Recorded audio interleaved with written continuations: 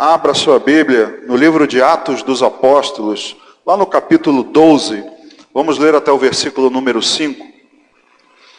Atos dos Apóstolos, capítulo 12, até o versículo 5.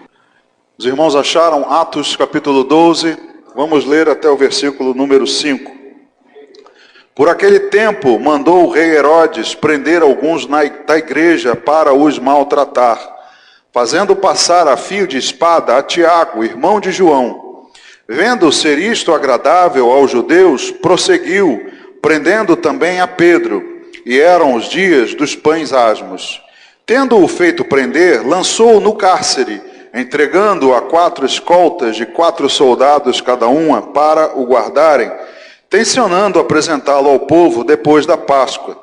Pedro, pois, estava guardado no cárcere, mas havia oração incessante a Deus por parte da igreja a favor dele. Amém. Pai, aqui está a tua palavra diante de nós.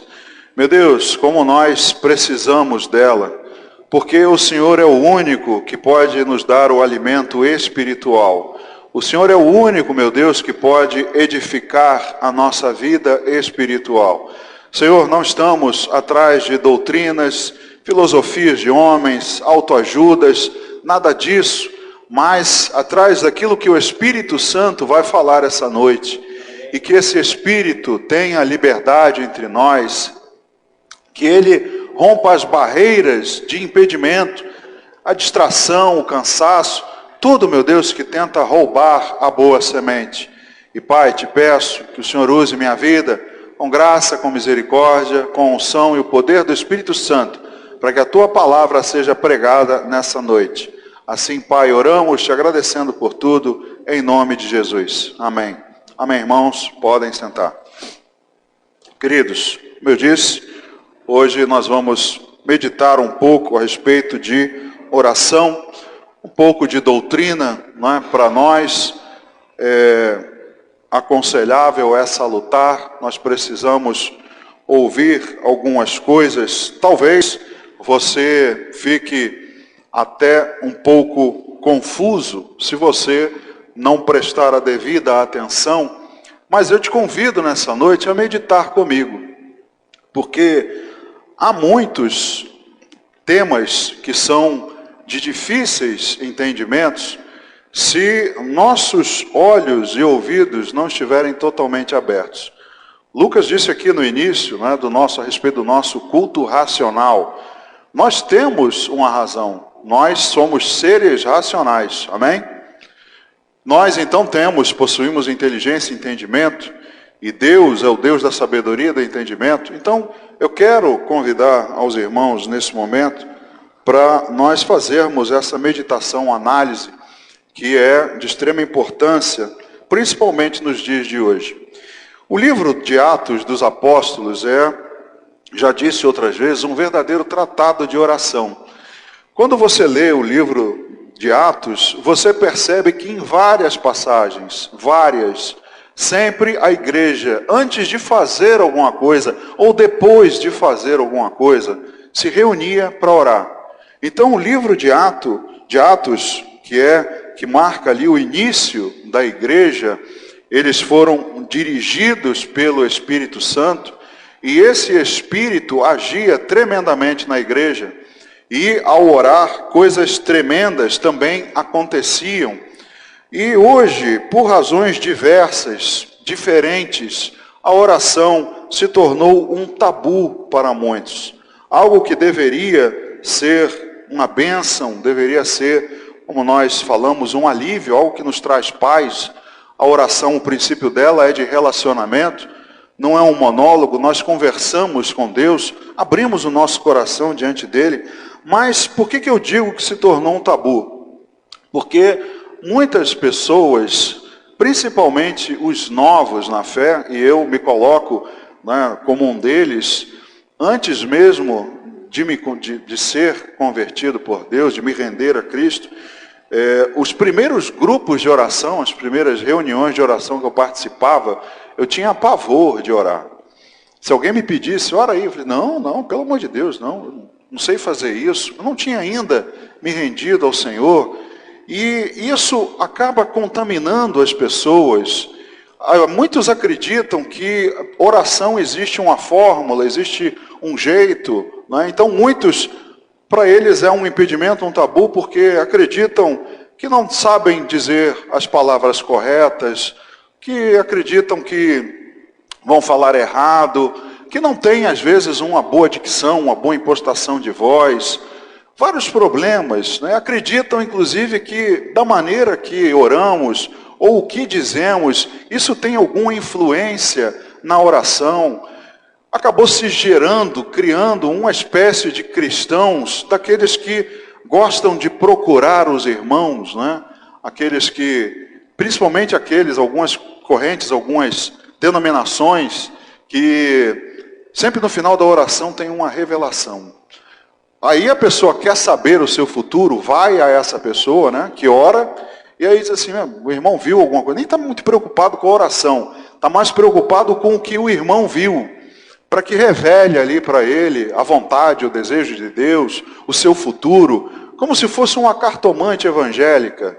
Muitos irmãos adotaram essa prática de correr atrás desse tipo de oração. Então, tudo isso acabou se tornando um tabu. Não é à toa que as reuniões de oração são menos frequentadas, às vezes até por pessoas de mais tempo.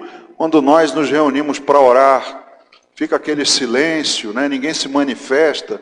Eu lembro que um tempo atrás, há muito tempo, eu acho que nem diácono eu era, na hora da oração, o pastor Maurício sempre chamava um diácono para orar. Não sei se os irmãos mais antigos lembram disso. No início, até que foi. Depois, ficou difícil achar diácono. Como o Júlio sempre sentava aqui na frente, o Júlio estava sempre disponível. Aí pastor Maurício falou assim, não, Júlio de novo não, pelo amor de Deus. Mas cadê os diáconos? Exatamente nesses momentos, os diáconos desapareciam. Então, irmãos, veja o que a igreja enfrenta, um tabu para muitos. É um assunto delicado para muita gente. E aí, somado a isso, muita desinformação a respeito dela. Né? Essa questão de que eu não sei orar, nenhum de nós sabe. A verdade é essa. E as pessoas começam a acreditar que a oração delas é fraca, que elas precisam de alguém que tenha intimidade, um mediador, um intercessor humano para orar por elas. Então, muita desinformação a respeito da oração, muito tabu, muito preconceito, muita decepção. Isso acabou trazendo, não é, para o povo de Deus. Não é à toa que hoje nós temos um povo que pouco ora, ou praticamente não ora. Então isso, irmãos, acabou acontecendo com a igreja ao longo dos tempos.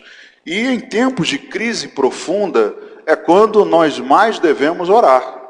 Você viu aqui comigo o texto que Pedro estava preso e a igreja orava incessantemente a favor dele. Era algo mais aprofundado, algo mais intenso. A igreja estava fazendo isso. E hoje nós vivemos tempos de crise. Hoje nós vivemos em tempos que os pedidos de oração se multiplicam. Não é errado pedir a um irmão que te ajude em oração. Muito pelo contrário, é um dever nosso. Mas muitos até largam essa responsabilidade no lombo, né, dos pastores. Você, pastor, ora por mim aí. Pastor, faz isso assim por mim. Irmão, ora por mim. E aí, irmãos, nós tiramos essa responsabilidade de cima de nós. Mas não estamos delegando a oração que nos cabe. Nós não podemos fazer isso, porque há tempos de crise profunda, nós precisamos orar, e são grandes é grande o número de pedidos, pessoas enfermas, pessoas que estão em situação difícil. Irmãos, é quando mais precisamos orar. Mas nesse momento, o que nós precisamos fazer, já que estamos num relacionamento, já que a oração é uma conversa, eu preciso conhecer a outra pessoa. É muito difícil você conversar com alguém, Ou somente você falar e a outra pessoa não. E à medida que você vai conversando, tendo esse relacionamento, a conversa vai sendo cada vez mais fluida, não é? As coisas vão acontecendo melhor, você vai ganhando intimidade, você vai ganhando comunhão com essa pessoa, então você acaba conhecendo esse outro a quem você está se relacionando. Então nós precisamos conhecer Deus, aprofundar o nosso conhecimento com Deus, para que nesse relacionamento, nesse nosso dever de orar, você concorda comigo que orar é um dever? Não há uma opção para você orar.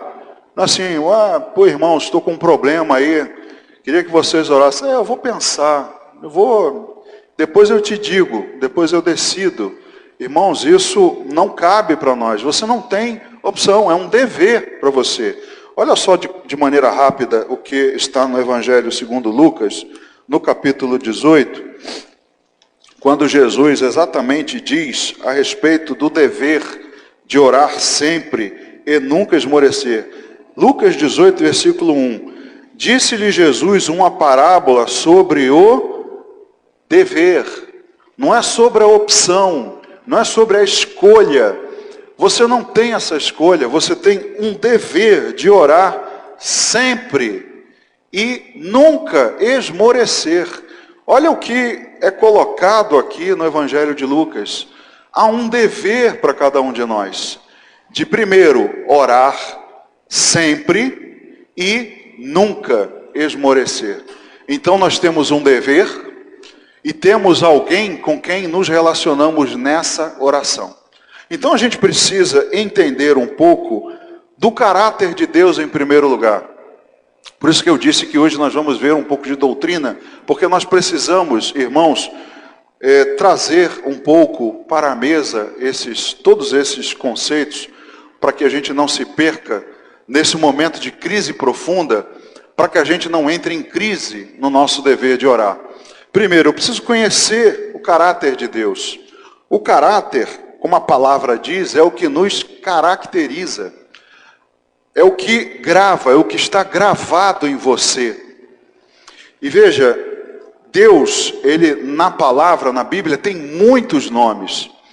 O caráter de Deus, em primeiro lugar, é impossível de ser completamente definido.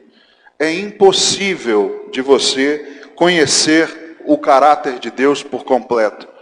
Então Deus, para que nós, limitados, consigamos conhecê-lo, a Bíblia usa determinadas linguagens, usando até partes do nosso corpo humano, não é? Deus é nosso braço forte. Deus sequer imagem tem.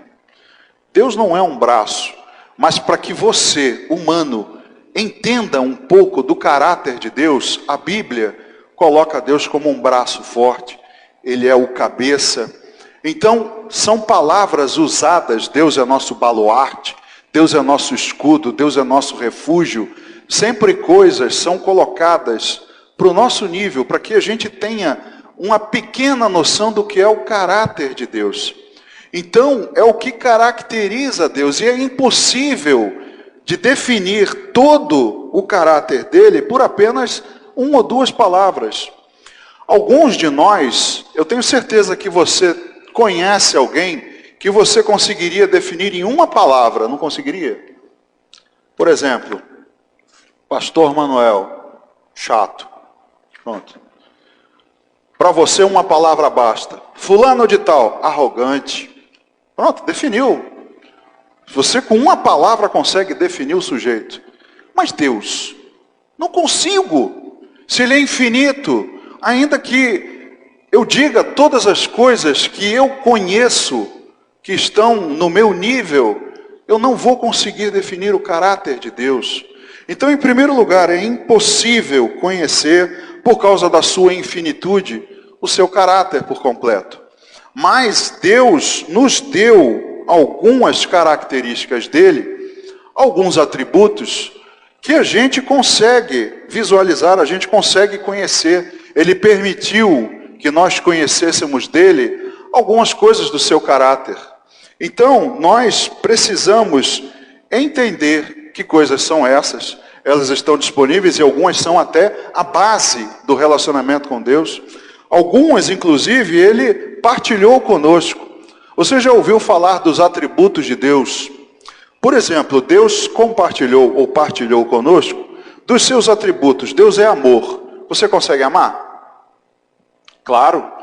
Não no nível, não na intensidade, na dimensão que Deus ama, mas você consegue amar.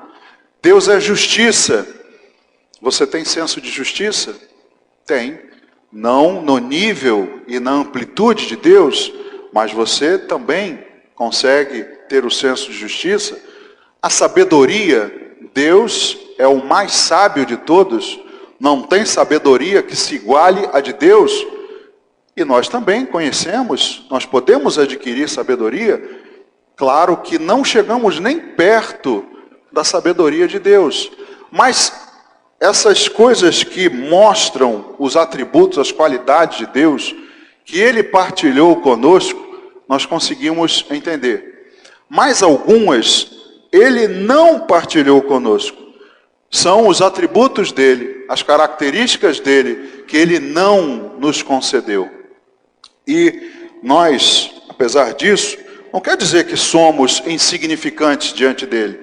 Não é porque Ele é tudo em todas as coisas, como diz Apocalipse, Jesus diz, eu sou o alfa e o ômega, eu sou o princípio e o fim, eu sou o que sou, antes de mim não havia e depois não haverá nenhum outro, Deus é eterno. Então não é por isso também que Ele nos considera insignificantes. Não, irmãos, muito pelo contrário. Se fosse assim, Ele não teria dado, Jesus não teria entregado sua vida em nosso favor. Então, não é por causa disso que Ele nos considera insignificantes. Tanto que Ele quer ter esse relacionamento conosco. Ele quer uma comunhão conosco. Então, para ajudar no nosso dever de orar, a gente precisa entender algumas coisas do caráter de Deus. Primeiro, a onipotência. Você já ouviu falar? Ele exercita todo o poder desejado. Todo o poder é dado a Deus. Deus tem todo o poder. Ele pode tudo. Mas Ele mesmo decidiu se limitar. É a autodelimitação. E você vai ver na palavra que Ele decidiu que não pode mentir. Então diz a palavra que Deus não é homem para que minta, nem filho do homem para que se arrependa. Deus não pode ser tentado. Já ouviu isso na palavra? Deus a ninguém tenta, mas Ele também não pode ser tentado por ninguém. Deus é imutável. Nós podemos mudar, mas Deus decidiu não mudar. Então Ele tem poder para isso? Sim, certamente tem. Mas Ele decidiu não fazer. Mas a verdade é que Ele tem todo o poder à sua disposição e conforme a sua vontade. Essa é a definição da onipotência de Deus. Para a gente ver, Marcos capítulo 4, versículo 41. Vamos olhar um pouco para a palavra e vamos raciocinar um pouco, irmãos, para que não haja um esgotamento espiritual, não haja um desesperar. Marcos 4, 41 diz assim, e eles, possuídos de grande temor, diziam uns aos outros, quem é este que até o vento e o mar lhe obedecem? Veja, Deus em todo o poder. Quando Ele deseja, Ele intervém até na natureza.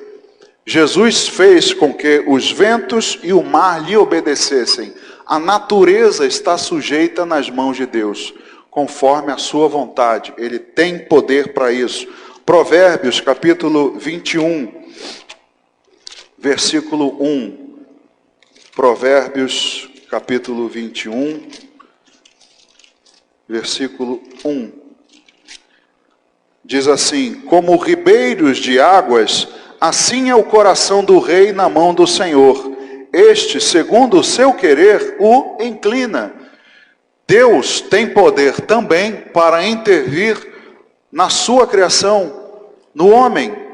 Se Ele quiser, Ele pode inclinar o coração de um e de outro.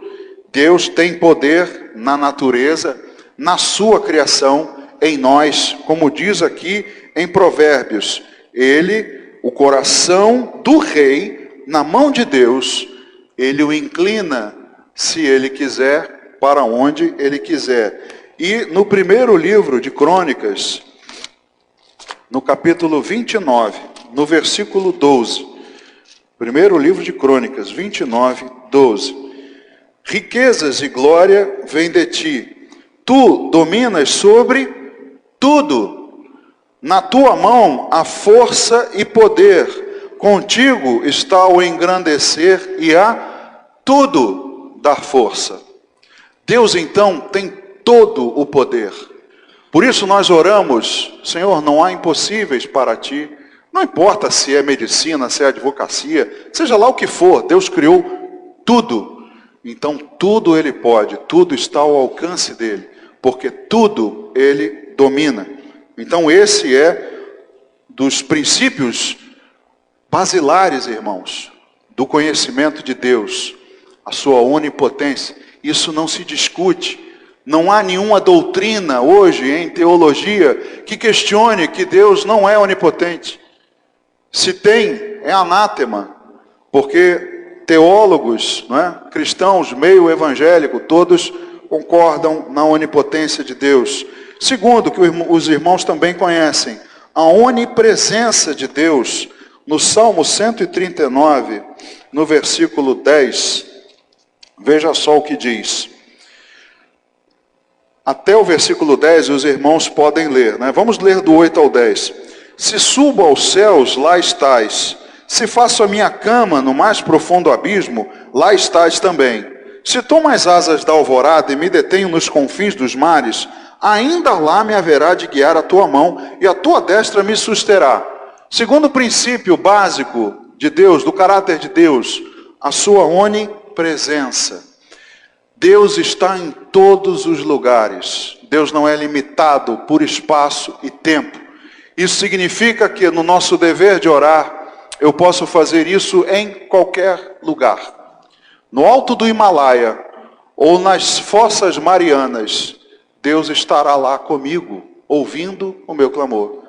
Porque não há barreiras físicas, nem temporais para Ele.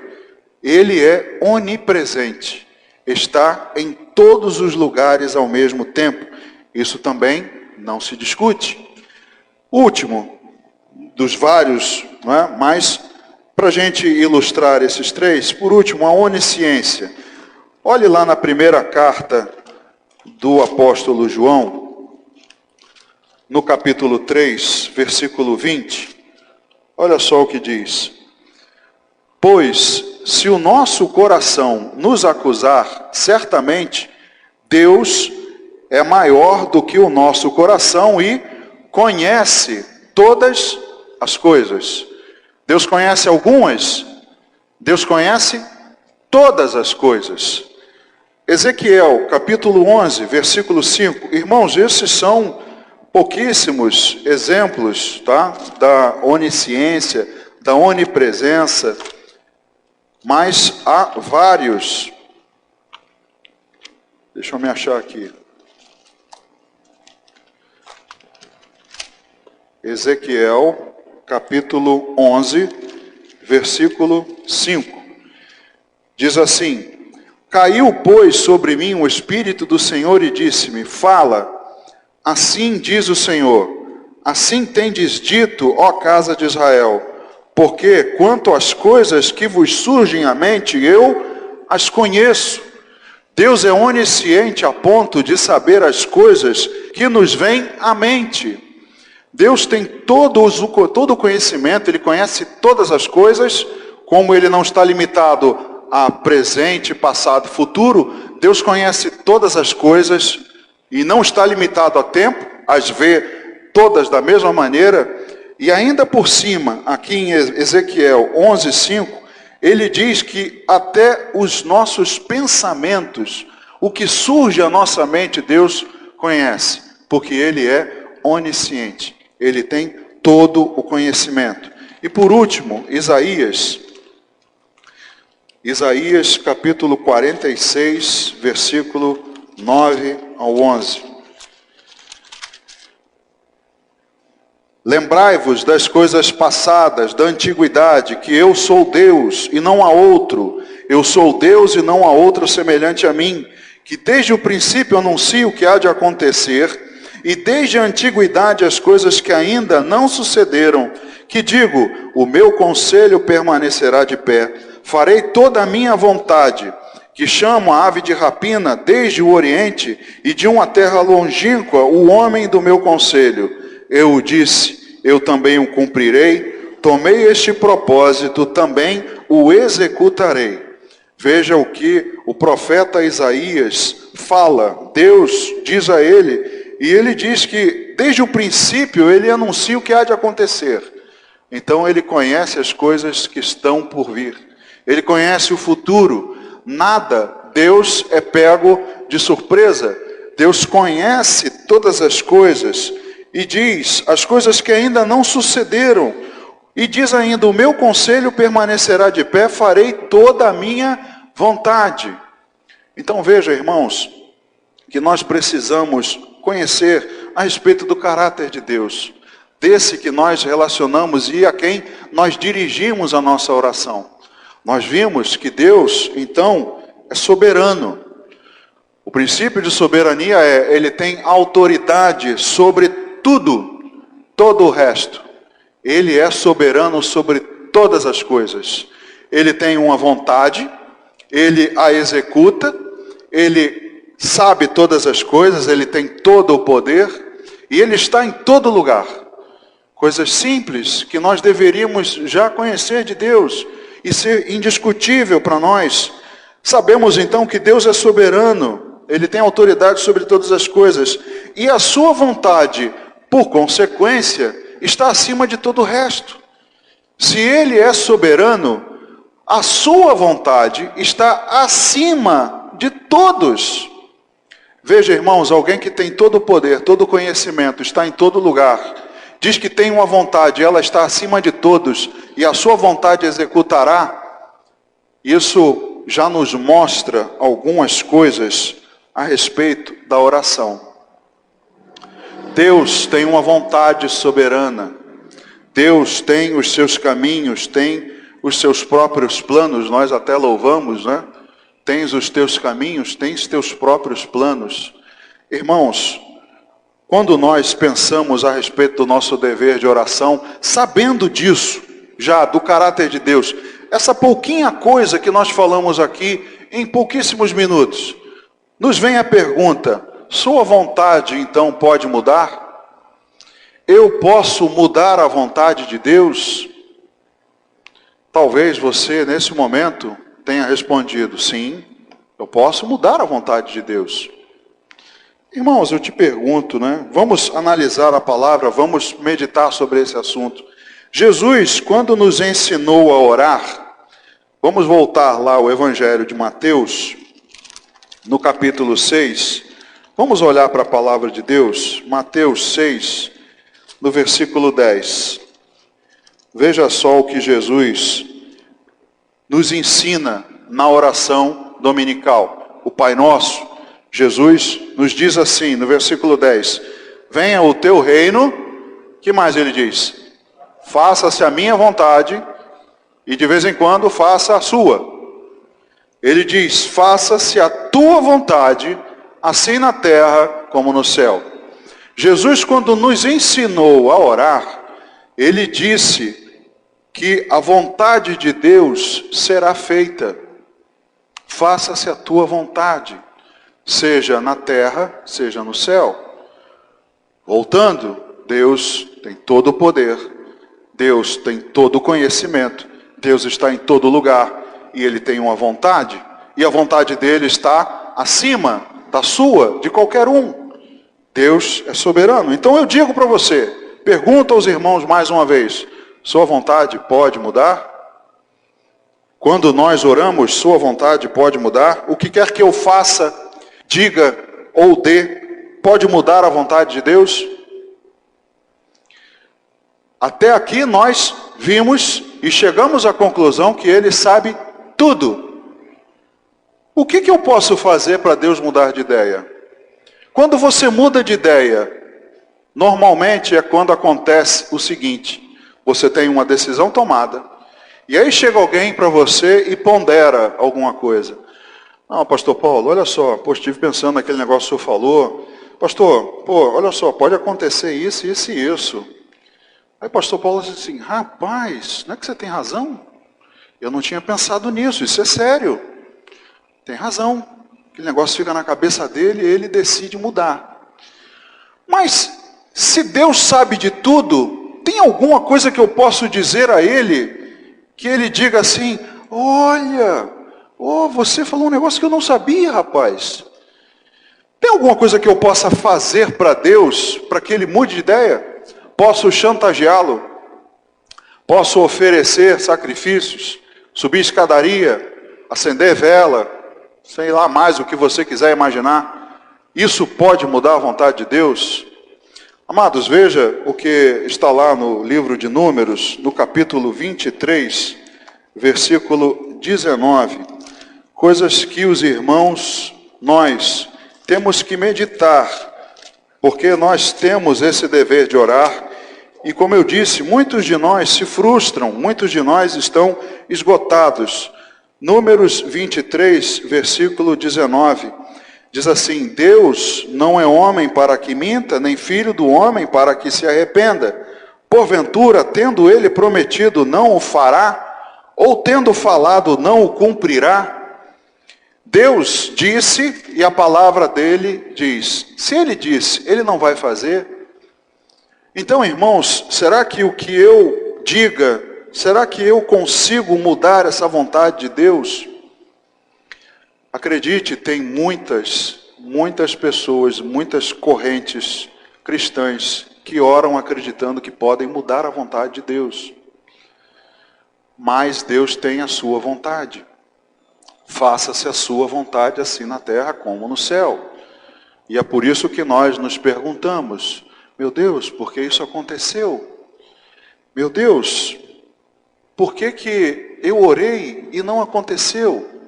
Porque se nós acreditarmos que a minha oração muda a vontade de Deus, eu volto lá para o livro de Atos dos Apóstolos, para pensar com os irmãos um fato. De novo, capítulo 12, versículos 1 e 2. Por aquele tempo, mandou o rei Herodes prender alguns da igreja para os maltratar. 2. Fazendo passar a fio de espada a Tiago, irmão de João. Tiago morreu. Herodes mandou matá-lo à espada.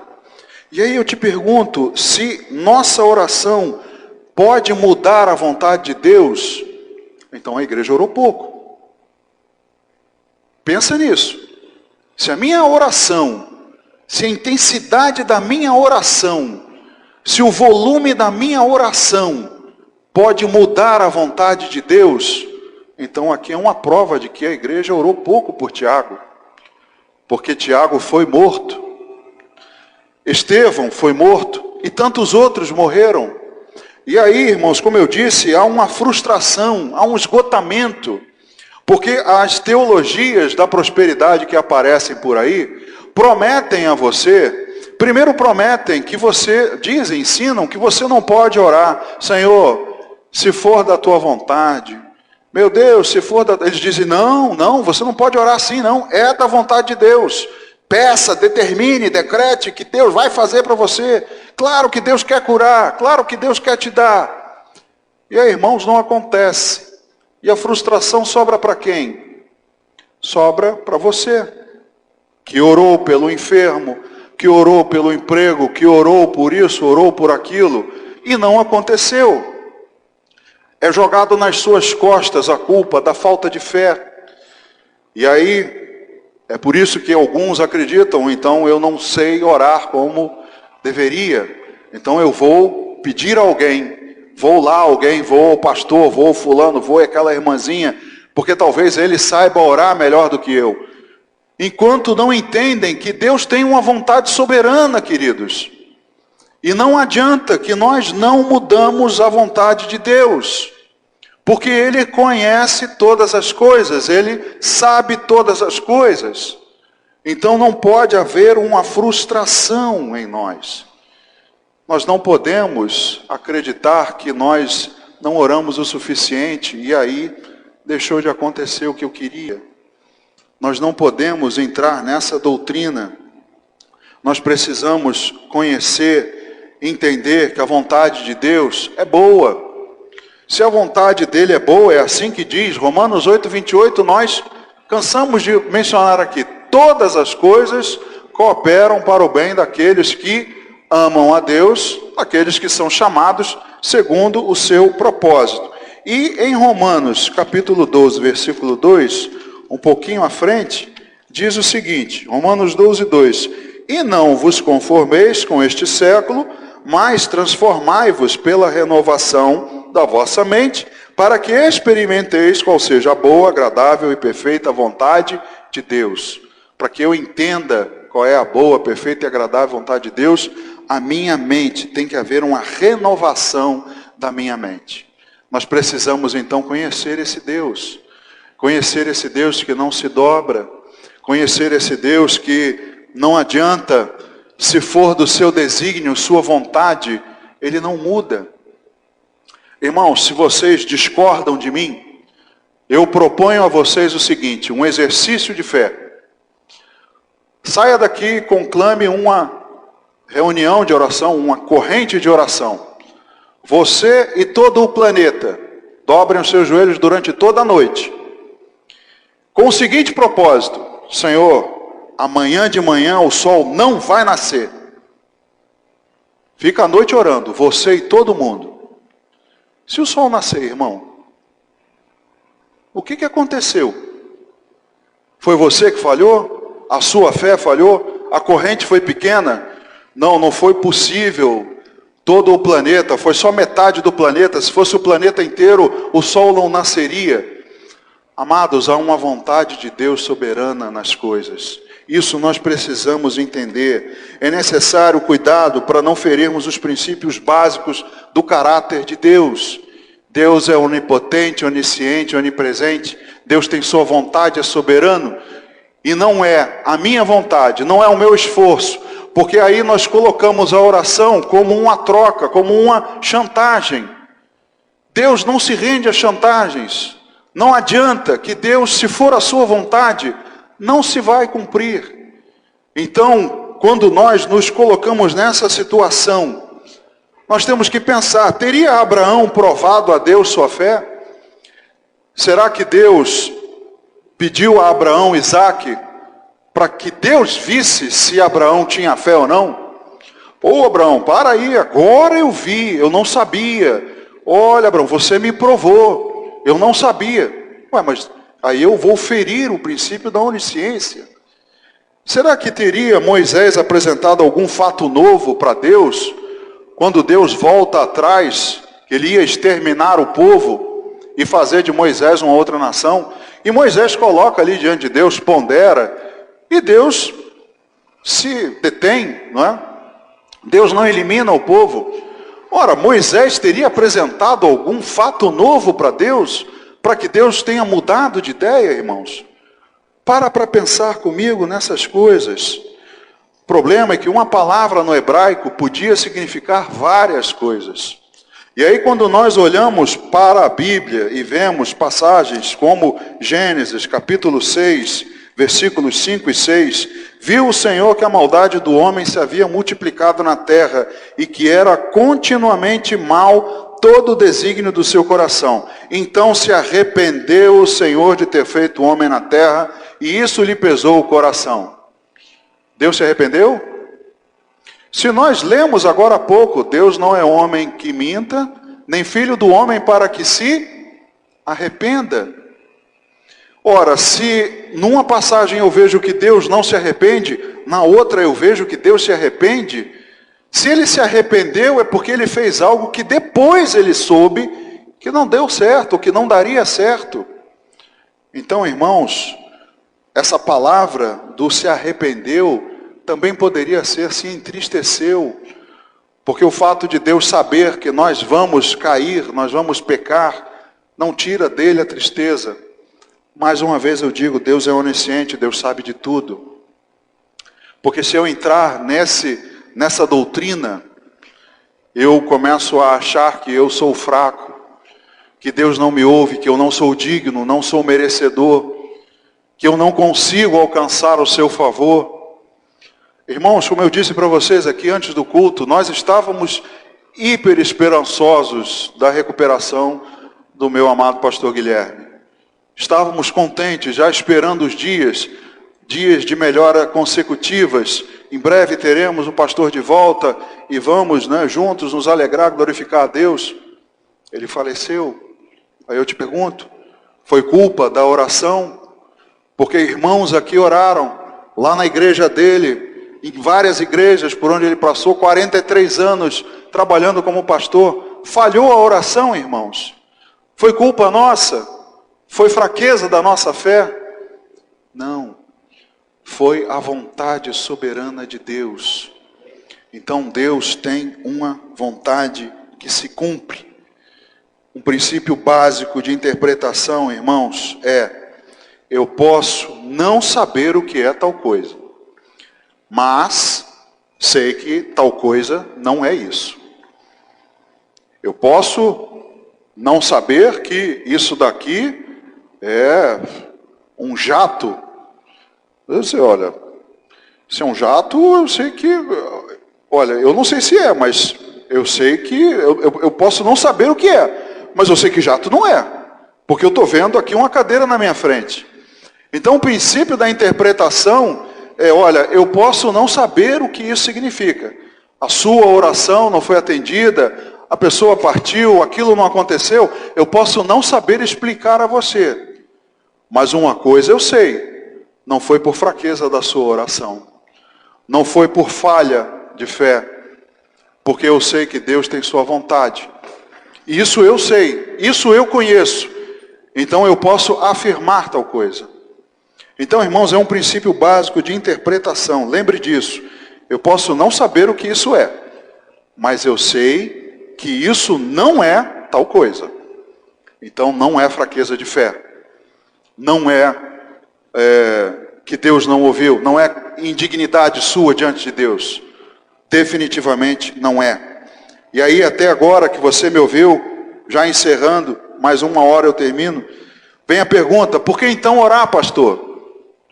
Por que eu oro então? Por que eu preciso orar? Se Deus tem a sua vontade, Ele é soberano e ela vai ser cumprida, por que eu preciso orar? Por que então eu tenho que cumprir com esse meu dever? A primeira resposta é, se eu não pedir, eu não recebo. Isso é simples. Tiago, capítulo 4, versículo 2. Não recebeis porque não pedis. Tiago diz lá na sua carta que nós não recebemos porque não pedimos. Então, irmãos, ao pedir, se eu ainda posso pedir mal, que nada tem a ver com orar mal, não confunda pedir mal, que isso todos nós pedimos, com orar mal, que isso todos nós também oramos. Não é pelo bem falar, pelo bonito falar, não é isso. Você pode falar palavras muito bonitas, eloquentes, mas pedir uma porcaria. Como o fariseu orando no templo, com palavras bonitas, não é?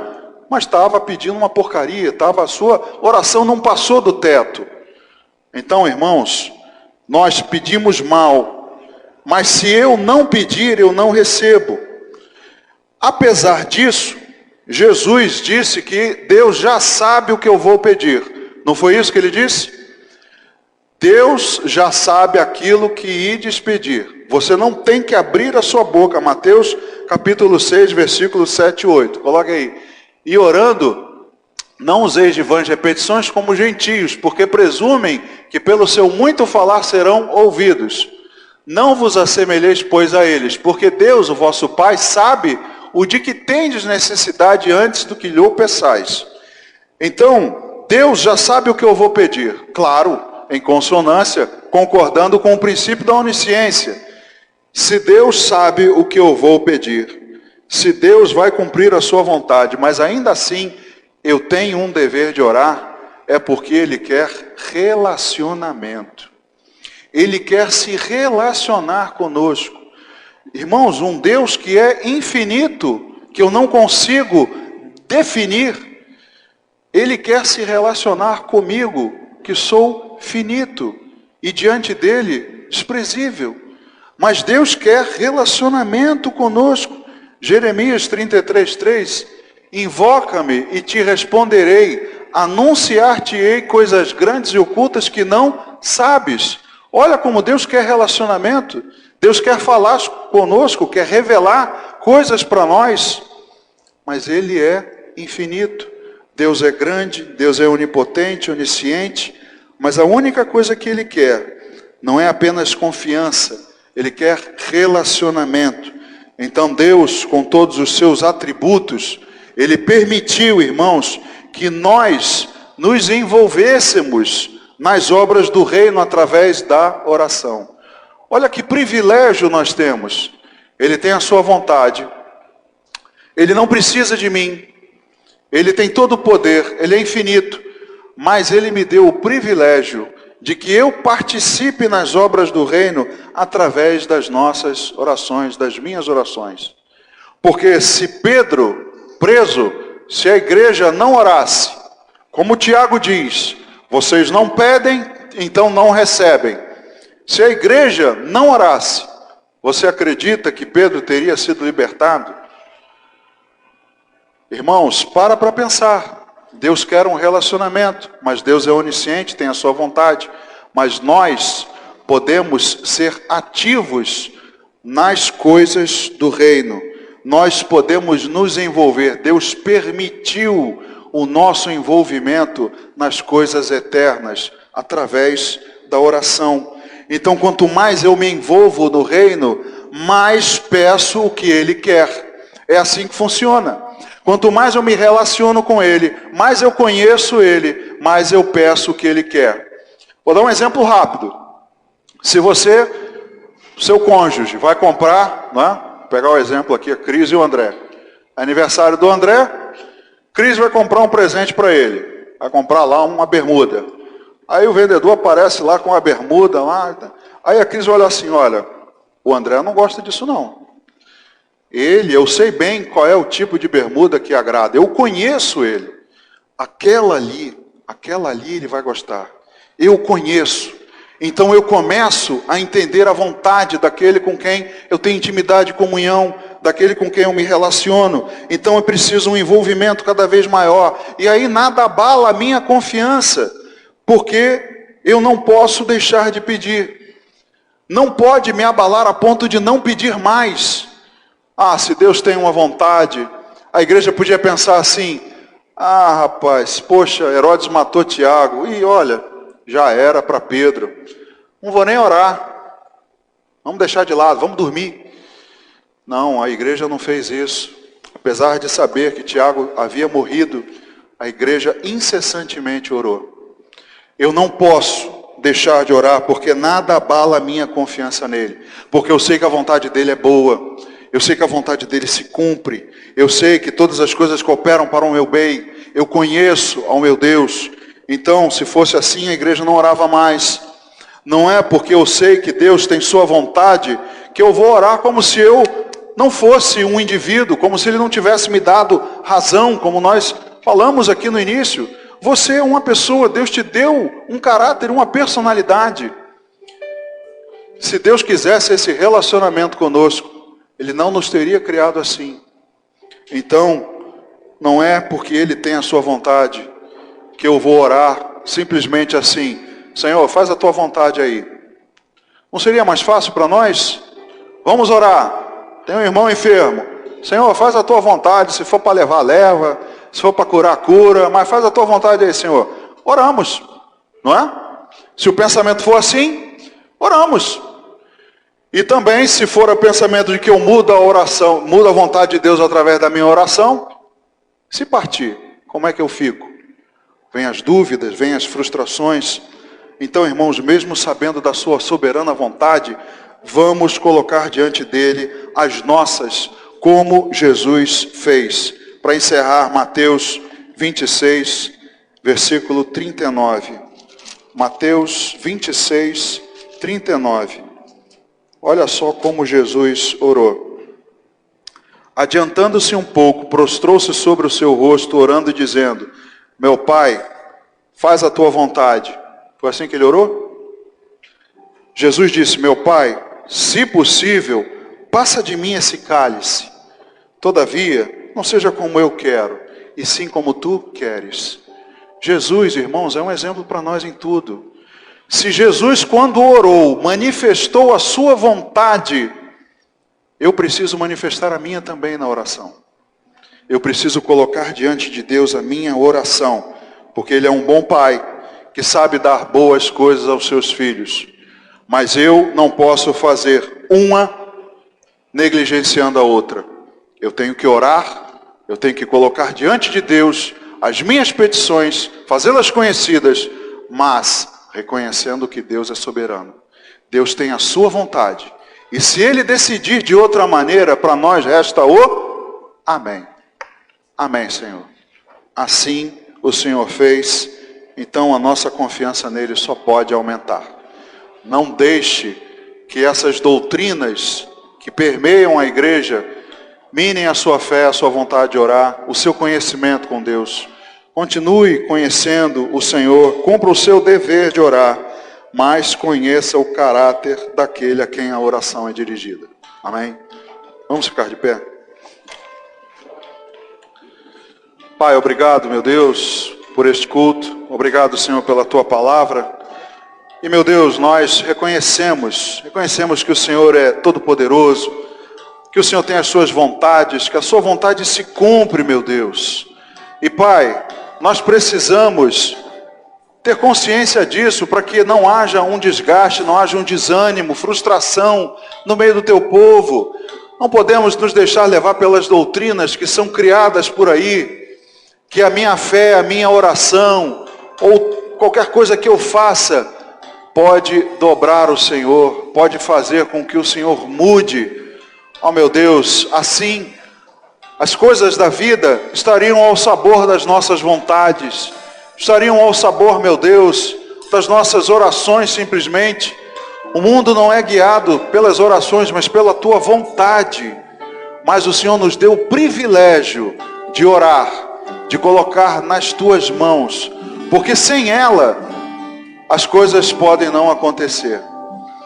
Então, meu Deus, nós somos ativos nessa obra do reino, nas coisas eternas, nós participamos orando, clamando ao Senhor, e o Senhor ouve as nossas orações, mas nós reconhecemos que o Senhor tem a Tua vontade, e a ela nós queremos nos entregar, sabendo que ela é o melhor para nós. Pai, nos dá esse entendimento, que a gente possa meditar, meu Deus, em tudo que foi dito aqui, e que cada um de nós possa trazer a razão. Ó Pai, colocamos nas Tuas mãos, te agradecendo em nome de Jesus. Amém.